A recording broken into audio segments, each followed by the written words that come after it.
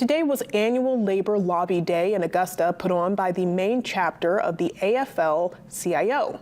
More than 150 workers gathered, speaking on key issues they say are hurting Maine workers.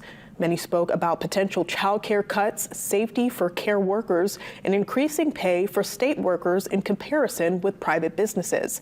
Attendees met with lawmakers throughout the afternoon. They also traveled to the Maine Department of Transportation headquarters in Augusta for a protest on unsafe working conditions and the closure of the J Highway camp. The solution is simple. We need to pay state employees more and close the pay gap with the private sector. That will improve staffing, the delivery of services, and state employee morale and job quality. My working conditions are my patients' healing conditions. So our efforts here today are truly those born of solidarity and our love for one another.